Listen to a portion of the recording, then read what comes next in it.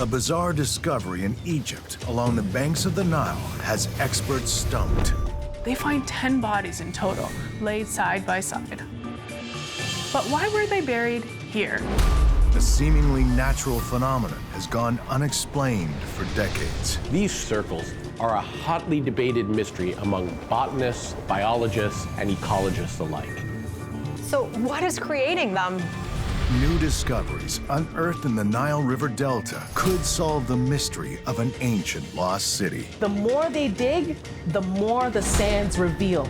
And this is no casual build.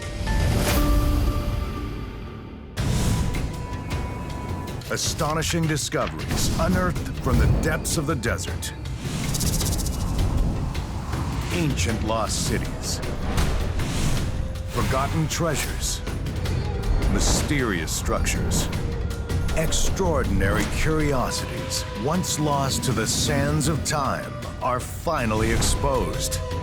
As new technology uncovers remarkable tales hidden beneath the deserts of the world, the secrets in the sand will finally be revealed.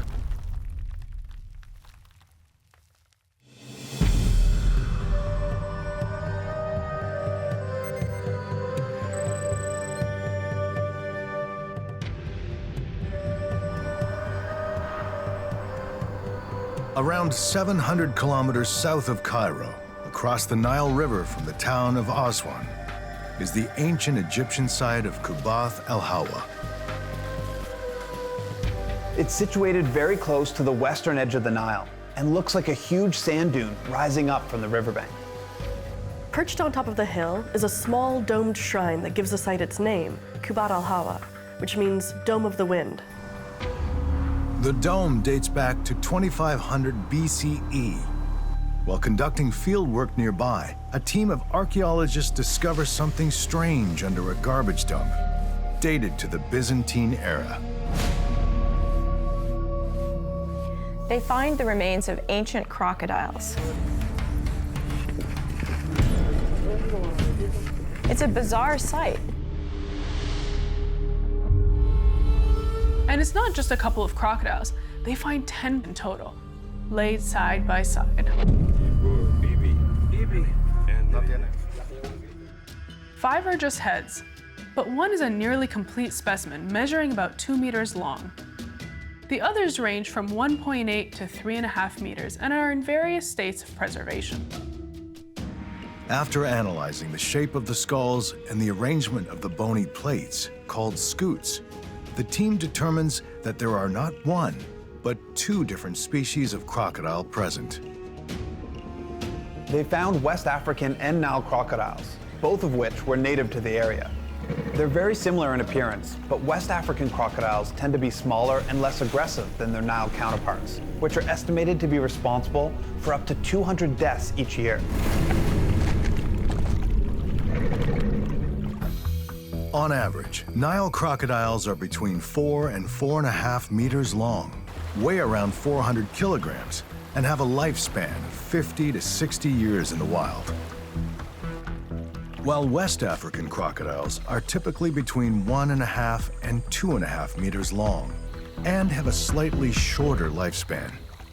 Although West Africa crocodiles can still be found throughout Central and West Africa, they have vanished from the Nile region. This is probably because of climate change or human activity.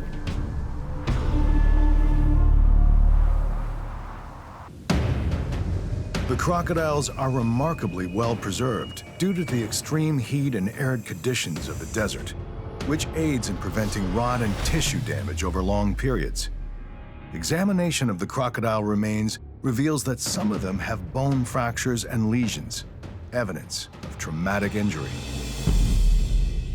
One of the crocodiles has a healed fracture on its dorsal ribs and 2 healed fractures on its ventral ribs. Another has a healed fracture on its fibula and lesions on its left metatarsal and right metacarpal. But these injuries wouldn't have been severe enough to kill them. They were likely the result of territorial fights.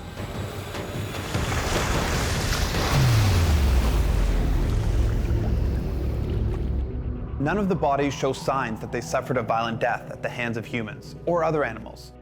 So what happened to these crocodiles? Further investigation finds small fragments of linen with the bodies, mostly eaten away by insects. Egyptians were known to wrap human bodies in linen as part of the burial process. Its presence suggests that someone buried these crocodiles here for a reason. Ancient crocodile remains have been found in other parts of Egypt, most famously at Kom Ombo, about 50 kilometers north of Kubath al-Hawa.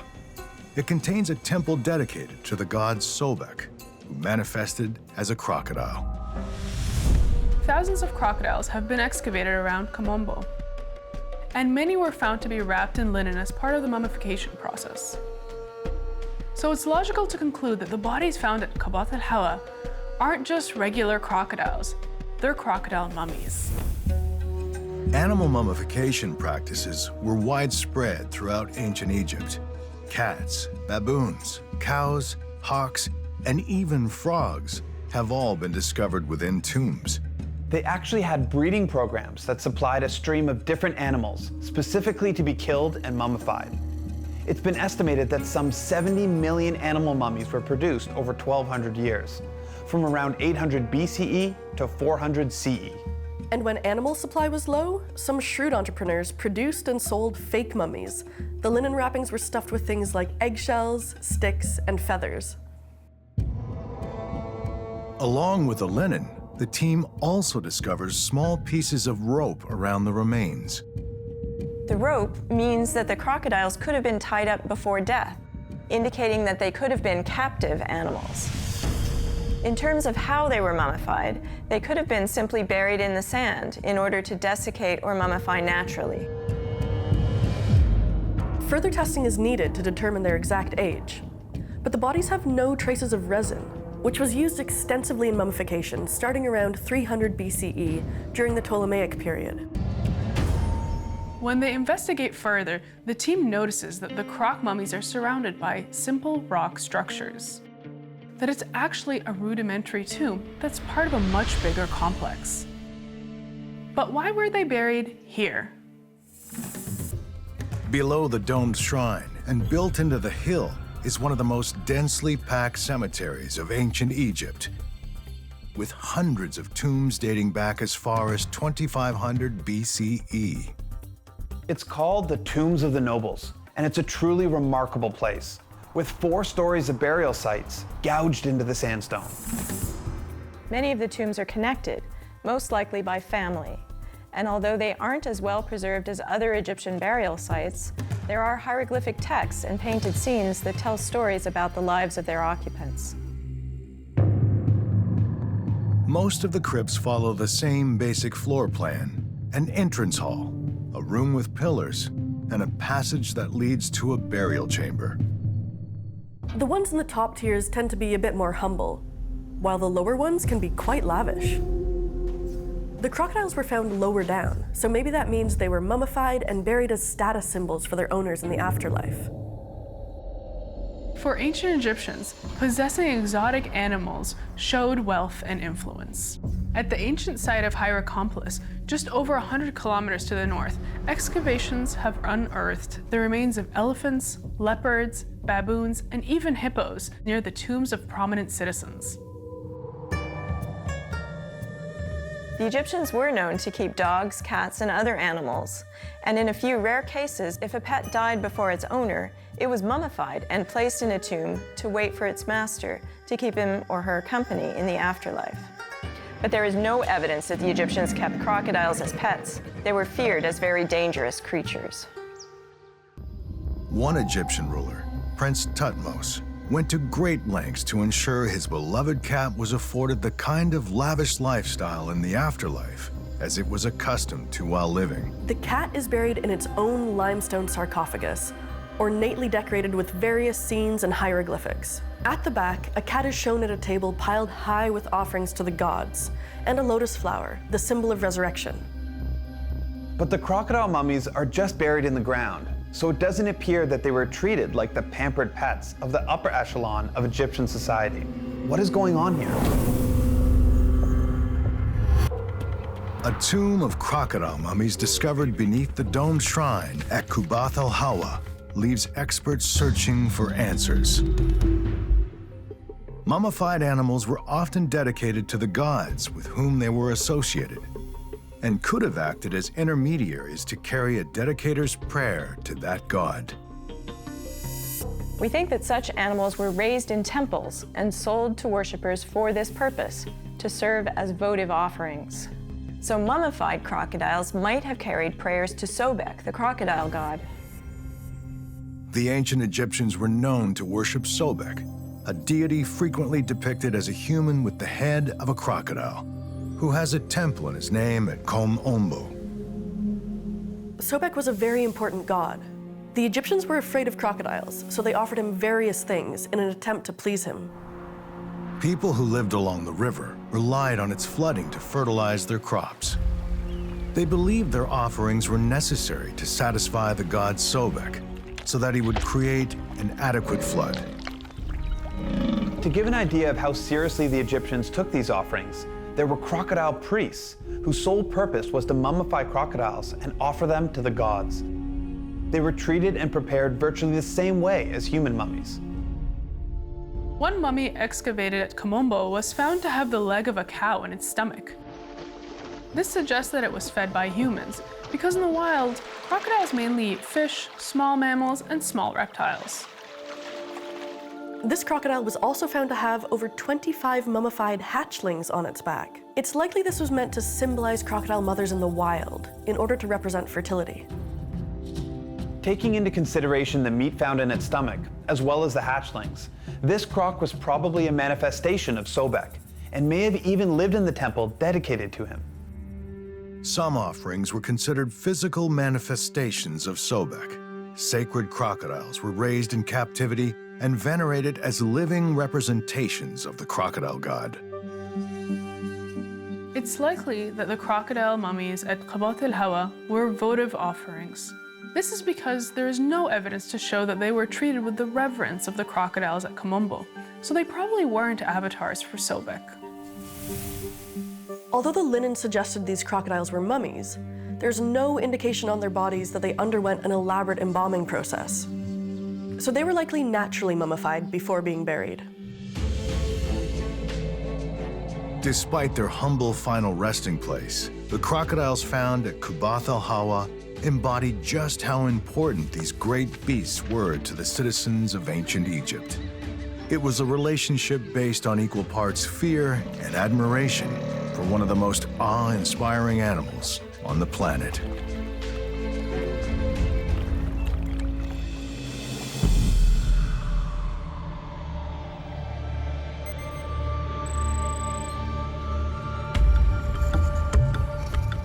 The Namib Desert spans more than 81,000 square kilometers along Africa's western coast, connecting the countries of Angola, Namibia, and South Africa. In the local Nama language, the word Namib means an area where there is nothing.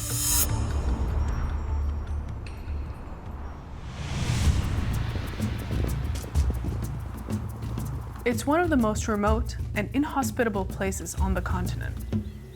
It has a very low annual rainfall and extreme temperatures that can reach as high as 45 degrees Celsius in the day and fall well below freezing at night.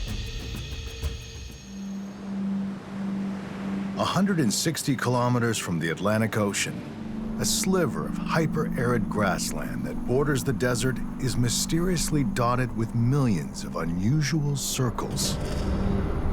Best viewed from above, these strange, oddly symmetrical and evenly spaced circles are a hotly debated mystery among botanists, biologists, and ecologists alike. The Himba people of Namibia believe them to be the footprints of Makuru, the supreme creator. These rust-colored spots can range from 1.5 meters in diameter in the central Namib Desert, while in the northwestern region, they can grow up to an enormous 25 meters across. Their uniformity in both shape and spacing makes them look almost man-made, like the work of a gardener gone wild. However, the area is almost completely uninhabited, except for a few small settlements and pastoral groups. So what are they? Because they look quite similar to fairy rings, an arc of mushroom growth often found in forests and grasslands, researchers have dubbed this phenomenon fairy circles. Fairy circles are barren spots of land surrounded by tufts of healthy grass that grow throughout a landscape, creating a periodic, evenly spaced dotted growth pattern.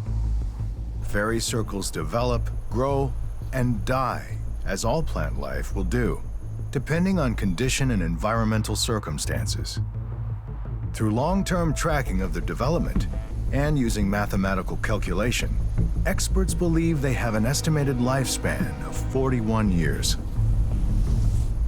Researchers have observed that some fairy circles could be 75 years old. It's even plausible that they've been around for centuries. So what is creating them? One hypothesis stems from the notion that decaying plants inhibit the future growth of plant life, resulting in a particular pattern of barren land. Is it possible a plant could be so toxic that it would leave scars on the landscape long after it's gone? If so, the fairy circles, could they be those scars? The Euphorbia damarana, also known as the Damara milkbush, is thought to be one of the most toxic plants in Namibia. Euphorbia damarana grows up to 3 meters tall and between 3 and 5 meters wide. Gray-green in color, this succulent shrub contains a milky latex that is not only toxic, but capable of killing animals, even humans. The Namibian fairy circles have puzzled scientists for decades. Could a deadly toxic plant be the evidence they were missing? Researchers found that the residual latex in the soil where this plant and its cousin, Euphorbia gumifera, died, resulted in faster water infiltration rates. This leaves the soil unable to hold water at the surface. Fairy circles appear similarly hydrophobic, with the top 20 centimeters of earth unable to hold water, precisely where the grasses with shallow roots would need it. These researchers even believe they can predict the size of future fairy circles based on the relative size of these toxic plants. Researchers compared aerial imagery taken over a period of 50 years to prove the locations of Euphorbia plants were replaced with fairy circles when they died. However, a new research team returned to the original area of study, and using photographs, drone imagery, and historic satellite images, they were able to prove that new growth had in fact returned to many of the locations where these plants had died. So, if not toxic plants, what else could be the cause? Some researchers believe that these circular patterns could be the handiwork of insects. And not just any insects, the engineers of the insect world, termites. The continent of Africa has the richest diversity of termites on the planet, with more than 1,000 species on record. These subterranean insects live in colonies ranging in size from a few hundred individuals to societies of several million, and their mounds can measure up to 9 meters high and 7 meters across. Termites are integral to the fertility of the world's arid grasslands, and their colonies can even directly influence landscapes. Savannas with a significant number of termite mounds are more likely to survive with much less rainfall than those without termites. Termites are able to clear out vegetation, allowing rainfall to filter deeper into the ground to hydrate a colony year-round. As a result, these insect-rich grasslands offer much-needed lifelines to local plant and animal life by creating areas of comparative biological abundance in their immediate vicinity. These industrious insects have been known to create patterns in a landscape. Perhaps termites are eating the roots of the grasses and systematically killing them. Could this be what's creating these circular designs? However, termite mounds tend to result in the mirror image of fairy circles. Where fairy circles are defined by the absence of growth surrounded by vegetation, a termite mound tends to feature an island of growth surrounded by dry land.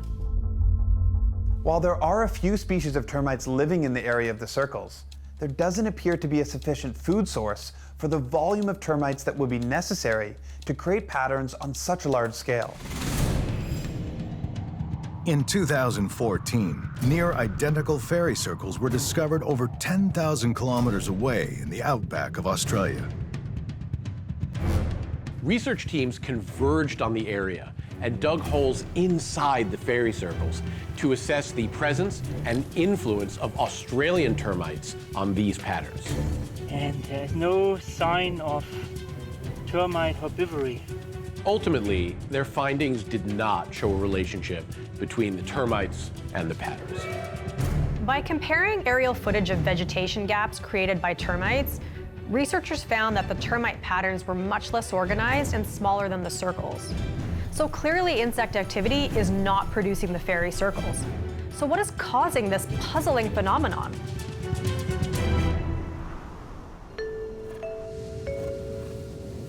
Annual rainfall across the Namib Desert ranges from less than 2 millimeters to 200 millimeters. But within this specific strip of dotted grassland, the maximum rainfall is 120 millimeters. With the incredible heat of the Namib Desert, water loss happens very quickly due to absorption, evaporation, and transpiration. New research suggests that when under stress, due to drought, the grasslands have to reorganize themselves. If this strip of the Namib received a few millimeters more of rainfall, the grasslands would show uniform growth, like the hardier grasslands to the west. So why are the grasses dying off in this pattern? Immediately after the rains, grass will grow in all areas, filling in the circles. But researchers noticed that within the following 20 days, young grasses at the center will die. The older, mature grasses appear to pull water away from the center toward the edges, creating a vacuum effect that can exist over great distances. The grasses themselves are engineering the environment to their benefit. They are maximizing the rainfall through the creation of these fairy circles, and the result is this beautiful dotted landscape. If proven to be true, it's a stunning story of survival under the harshest of circumstances. In the end, the theories behind the fairy circles are still up for debate, and greater research is required in the grasslands of the Namib Desert to determine their ultimate origin. Until then, they remain an awe-inspiring landscape to behold.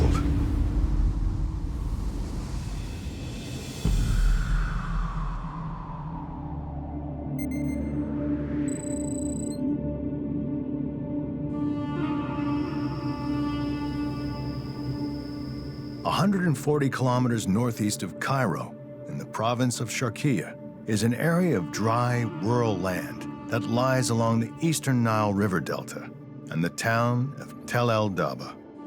People have settled this area for millennia. Here, on the edge of the desert, is one of the cradles of human civilization. Archaeologists interested in the mysteries of ancient Egypt have come to the Nile Delta for years. Through a combination of persistence, determination, and advanced technology, a team of researchers uncovers something lost to the world for millennia. Buried beneath layers of earth and sand are the remnants of a large structure constructed of sturdy sandstone bricks. It's a massive 7 to 8 meter wide by 500 meter long white stone wall buried along the town. The more they dig, the more the sands reveal. And this is no casual build. The discoveries at Tel El Daba seem to be never-ending. What began as a massive wall has expanded into a network of foundations running beneath the city. The ancient complex covers an area of over 2 square kilometers and appears to have been built up over a long period of time. Excavation is difficult given the number of local residents and established farming communities currently living and working on the land. A combination of traditional archaeology and modern scientific techniques, including core sampling and geomagnetic surveying, is used to ascertain the full picture of the site. It's a huge footprint. There are courtyards, residences, streets, temples, and so much more. It appears to be an entire settlement or ancient city. In ancient times, the site would have been connected to the Mediterranean and the Nile Valley, offering clear strategic benefits with access to the land, river, and sea. The Pelusiac branch of the Nile, like many of the other ancient Nile branches, disappeared a long time ago due to a variety of human and natural factors. The Nile River was critical to the development of ancient Egypt, and most of its villages, towns, and cities were built along its banks. It was not only the main mode of transportation, but also the primary source of clean drinking water throughout the arid countryside. One would assume that this city would be automatically attributed to the ancient Egyptians, but something here is off. Even though the structures are made of traditional Egyptian building materials, the site has a more random, disordered plan than one would expect of Egyptian urban design. That's kind of strange. Who else could have built it? Continued excavation and imaging of the massive site not only reveals more of the layout, but it also exposes the timeline of construction through the differing sedimentary layers. Experts believe that this site has been almost continuously occupied for thousands of years. This site is a historical puzzle. There are foundations on top of foundations, newer, larger stone structures built directly on top of older ones. It's mind-blowing. One area of the site features a structure, likely a palace, built directly on top of a series of much older foundations. This ancient village or settlement includes more than 342 four-roomed mud brick residences. They were very small even for that time. Archaeologists believe that this is the first and oldest mud brick settlement in the region and date this structure to sometime between 1963 to 1934 BCE. The ceramic fragments discovered in this layer of earth include red polished pottery in simple clay vessels, likely from Upper Egypt. These findings indicate that this early structure was from a purely Egyptian settlement.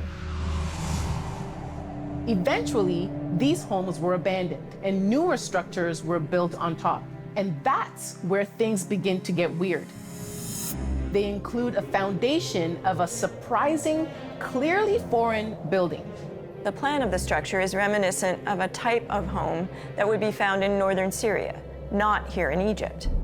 The existence of this home signals the presence of foreigners, non-Egyptians, who settled in the area. Given the authentic style of the home, the people who built it and lived here likely came from an area known as the Levant, that's centered around what is modern-day Palestine, Syria, and Jordan. The Levant was a region encompassing the countries surrounding the eastern Mediterranean. It extended from modern-day Turkey to the north, including the coastlines of Greece, down to Egypt in the south. The region was highly populated and well-traveled for the time, home to ancient trade centers and routes. So perhaps this was a Levantine outpost. At another site within the compound, archaeological teams uncover a much larger, more palatial residence in keeping with Egyptian designs. It is named Palace Necropolis for the cemetery within its walled enclosure. Researchers examining the cemetery realized that the site appears to span two entirely different periods of time. The new tombs have been built next to older tombs. The later tombs have been built in a manner that preserves the integrity of the old tombs. The earlier graves are likely from the 1900s BCE, and they are simple and shallow, containing few offerings for the afterlife. Some also contain multiple people as well as animals. Dated approximately 350 years after the first purely Egyptian settlement, these newer tomb designs and goods indicate both the economic growth of the community as well as increased contact with foreigners. Researchers performed strontium analysis on the teeth of 75 of the remains taken from the various cemetery layers. 24 people were found to be foreign-born residents of the community, indicating a distinct presence of both local and foreign peoples living in direct proximity. The remains tell the story of an increasingly diverse population, seemingly living and dying in harmony. So what was happening here? Though most of Egypt's history is well documented, there is a period of about 100 years that we know little about, except for stories written 1,500 years later by an Egyptian priest named Manetho in his book Egyptiaca. This one book told stories of foreign invaders taking over Egyptian cities to rule the land. These evocative accounts took hold in the minds of Egyptians and Egyptologists alike. This history refers to a capital city called Avaris, and generations of Egyptologists began looking for it as far back as 1880. So could the modern site of Tel Adaba actually be the lost city of Avaris? Exploring further, archaeologists uncover what appears to be a different large palace complex. Along the grounds, they find the remains of a broken limestone door jamb with carved impressions. The hieroglyphic impressions on the door jamb connects to the Hyksos of the 15th dynasty of Egypt. The word Hyksos is Greek, meaning rulers of foreign lands. This palace is clearly not Egyptian in style. It appears to feature courtyards, temples, and multiple residences, but it lacks that classic Egyptian design balance. Ancient Egyptian architecture often featured ordered, structural symmetry, reflecting the concept of balance and harmony that they also sought in life. The Luxor Temple, the Temple of Ramesses III, and the Temple of Isis are all beautiful examples of such symmetrical design. This site shows more similarities to palaces built in Syria than it does to local designs. Within this courtyard, there are offering pits with thousands of pieces of broken pottery, many from the Levant and other foreign regions, as well as animal bones. This assemblage of objects implies that it was the site of great feasts and celebrations. Not only are there pits with what appear to be offerings from a ritual feast, but other nearby pits contain something that is entirely bizarre: severed human hands.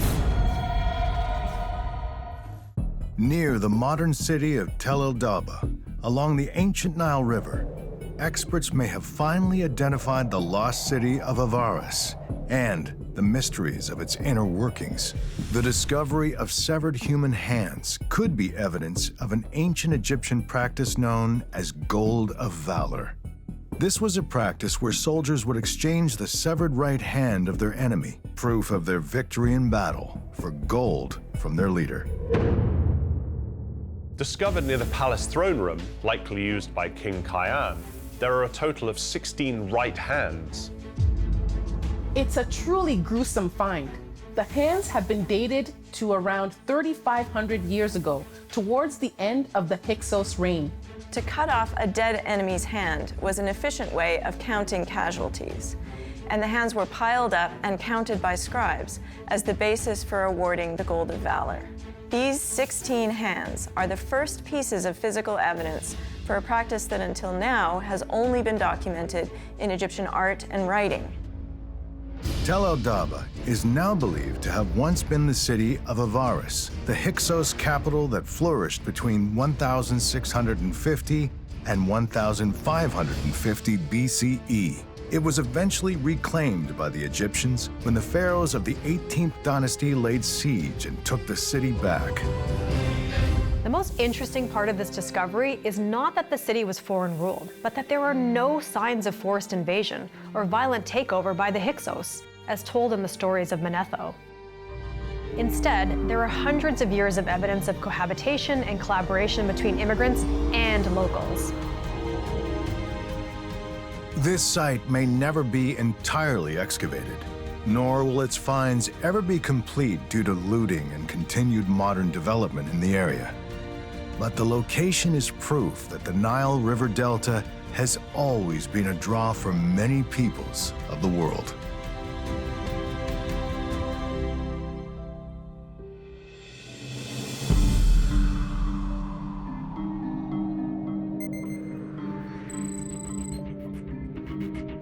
The Pisco Valley on the Nazca Plateau lies near the southern coast of Peru, around 250 kilometers south of Lima, the country's capital city. There are three basic geographic regions in Peru: the Selva, which is the Amazon rainforest, the Sierra, which is the highlands of the Andes Mountains, and the Costa, which is the coastal region. The Nazca Plateau is in the Costa, nestled between the Pacific Ocean and the Andes. It's mostly arid, rocky hills. While flying over the area, a pilot conducting an aerial survey spots something strange on the ground below. A long strip of what appears to be evenly spaced depressions weaving its way through the jagged landscape. He can't figure out what it is. It looks like a tire track from a huge bicycle that somebody rode through the hills. It's enormous, really a sight to behold. The band begins at the mouth of the Pisco Valley. It ranges in width from about 14 to 21 meters and snakes its way uphill for nearly 1.5 kilometers. It sticks out like a sore thumb. Clearly, this has to be man-made. Formations like this simply don't occur naturally. But what is it? Ground-level investigation at the site reveals that the band is made up of circular holes, thousands of them. It's estimated that there are between 5,000 to 6,000 holes, measuring around 1 meter in diameter, and varying in depth between 50 to 100 centimeters. There are 3 different types of holes. Some are raised off the ground with rocks, others appear to be dug into the side of the hills, and some are standard holes with soil lining the edges. Locals call it Monte Sierpe, which translates to Serpent Mountain, likely due to its snakeskin-like appearance, but also it's known simply as the Band of Holes. Since its discovery, this strange formation has been the subject of much debate. First of all, who built it? A mysterious pattern leading away from the Peruvian coast, known as the Band of Holes, has experts stumped. Searching for answers, researchers turn their attention a couple of 100 kilometers south to Peru's famous Nazca Lines. The Nazca Lines are one of the world's largest geoglyphs, spanning some 500 square kilometers. There are more than 800 straight lines, 300 geometric shapes, and 70 plant and animal designs called biomorphs. Given their relative proximity to each other, and because they're both large-scale manipulations of the Earth, some observers propose that maybe the Band of Holes is a form of ancient geoglyphic art. I suppose it's possible, but the Nazca Lines clearly form images, while the Band of Holes doesn't appear to have any real order to it. Around 5 kilometers from the site, a huge 15th century Inca complex called Tambo, Colorado, can be found. Tambo, Colorado was very important to the Inca Empire. It was a regional center of economic, cultural, and administrative activity. It's a pretty impressive place with several large structures surrounding a central plaza, and because of the hot, dry environment, it's remarkably well preserved. The complex is strategically located on what was a main road that connected the coast to the inland region. Here, the Inca could control the flow of goods and monitor access to water sources. So it makes sense that they may have wanted to safeguard it against attack. Some experts have proposed that the Band of Holes was built by the Incas as a defensive structure to protect this vital hub. They could have been foxholes, pits dug in the ground for cover against attacks, or used as firing positions. Or maybe they were obstacles designed to slow down the enemy. Doubters are quick to point out that if the Band of Holes was a defensive structure, there would probably be military artifacts discovered there. Yet, none have been found. Strangely, no artifacts whatsoever have been discovered in or around the holes. But researchers working nearby recently found small amounts of pottery dating to the Late Horizon period, which was between 1450 and 1533 CE, a time when the Inca Empire grew to dominate most of the Andean region. Given the dating of the pottery and the proximity to Tambo, Colorado, it's safe to assume that the Band of Holes was built by the Inca. The Inca were known to use foot plows and stone picks, and it's been estimated that a healthy young man could probably construct one of these holes fairly easily in a few hours. For projects like this, they worked in teams of 10, 50, 100, or even 500 men. And if you do the math, a group of 100 men could have completed the Band of Holes in around a month. The Inca were famous, very skilled engineers who constructed majestic sites like Machu Picchu. They also built and sustained the longest road system in pre-Columbian South America through one of the most challenging terrains on the planet. So it's entirely reasonable that they could have constructed the Band of Holes with relative ease. They had the skills, they had the resources, they had the manpower to build it. But that still doesn't answer the question of what exactly it is. Recent discoveries made at Incahuasi, an Inca center similar to Tambo, Colorado, just 120 kilometers to the north, may just solve the riddle of the Band of Holes once and for all. Archaeologists unearthed a checkerboard pattern built into the floor of a huge open room. There are 3,510 squares, all measuring 23 centimeters by 23 centimeters, and they were found to contain traces of food. They also discovered quipus, which are knotted string counting devices used by Inca state accountants. It's believed that the squares on the floor were used by citizens to measure out tributes to the Inca state, a form of taxation. People would fill up their sections with produce, beans, grains, peppers, squash, whatever they had to offer, and the accountants would record whatever they had given. Researchers can't help but notice that despite the difference in scale, what was found at Incahuasi does bear some resemblance to the layout of the Band of Holes. It could be an improvised regional adaptation of the checkerboard system born out of necessity. Tax tributes were likely taken to Tambo, Colorado, so the Band of Holes would have been an ideal place for people to stop and measure their produce. There were no artifacts in the holes, meaning that they could have been used to store perishable goods or items that were put there temporarily, leaving no trace behind. Drone images of the site also reveal something that had gone previously undetected: distinct patterns in the layout of the holes. When analyzing the pictures, they noticed that the holes seem to be divided into segments, each one with a recognizable pattern in terms of both orientation and the number of holes in each row.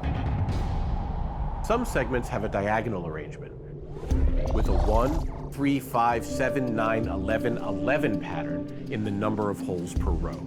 Other segments contain perpendicular east-west rows in a 6, 6, 7, 7, 8, 8 pattern. Each segment was probably devoted to a tax-paying group, maybe an extended family or a regional association of individuals. In the future, the team hopes to conduct a thorough soil analysis in order to confirm their hypothesis. If the holes were used to measure produce, there will likely be remnants of plant tissue or pollen left behind, which could be tested to determine the dates when food was present. It could be a major step towards broadening our knowledge of the Inca taxation system as well as Inca civilization as a whole. Should the Band of Holes be proven a taxation site, it will further illustrate that even in the ancient world, the only certain things in life were death and taxes.